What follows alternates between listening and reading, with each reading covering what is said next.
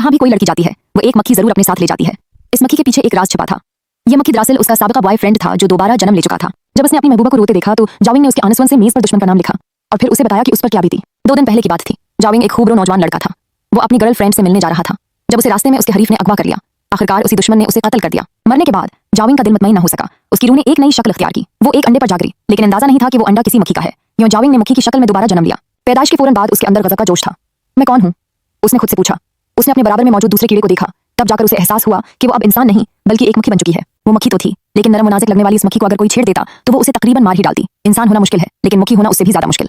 हर वक्त यही खौफ कि कोई मार न डाले। कई बार जिंदगी और मौत के अमथानों से गुजरने के बाद एक दिन जाविंग का सामना अपने पुराने दुश्मन सांग ब्याओ से हो गया। दुश्मन सामने हो तो पहल तो खुद करनी पड़ती है। जाविंग पूरी कूद से सांग ब्याओ पर हमला आवर हुई, लेकिन नतीजा वो बहुत कमजोर थी, मार न सकी। चलो ठीक है, अभी नहीं तो बाद में बदला लूंगी, वो बोली। उसी दिन सांग ब्याओ एक दौड़ में हिस्सा ले रहा था जिसमें हाथ और पांव दोनों का इस्तेमाल हो रहा था। जाविंग ने मौका जाया न किया। वो सांग ब्याओ की नाक पर जा बैठी। दोनों की नजरें मिले, लेकिन सांग ब्याओ पहचान न सका कि ये वही दुश्मन है जिसे उसने मारा था। सांग ब्याओ ने उसे भगाने की कोशिश की, मगर जाविंग हार मानने वाली न थी। वो कान के अंदर घुस गई और अपने पैरों को जोर से हिलाने लगी। सांग ब्याओ जुनूनी अंदाज में उसे बाहर निकालने की कोशिश करने लगा। उसी शोर शराबे में सांगना का डब्बा हिल गया और आहिस्ता आहिस्ता कीमती जवाहरात की तरफ लड़कने लगा। सांग ब्याओ घबरा गया। उसने मदद के लिए पुकारा। अचानक दीवार के कोने ने डिब्बे को थाम लिया। सांग ब्याओ ने सुकून का सांस लिया ही था कि डब्बा एक तरफ मड़कर दोबारा जवाहरात की तरफ चल पड़ा। आखिरी लम्हे में सांग ब्याओ ने बड़ी फुर्ती से हरकत की और नुकसान से बच गया। इतने में इसका असिस्टेंट अंदर आया तो सांग ब्याओ चीख कर बोला, तुम बहरे हो? मैं इतनी जोर से चीखा, सुना नहीं? असिस्टेंट ने माफी मांगी, लेकिन अचानक सांग ब्याओ को जाविंग नजर आ गई। वो गुस्से से भड़क उठा। उसने बिना कुछ कहे तेर चलाने की तैयारी की। इसका ये अमल वेटर को डरा गया। उसे लगा सांग ब्याओ उसे मारने वाला है। सांग ब्याओ गुस्से में दौड़ता हुआ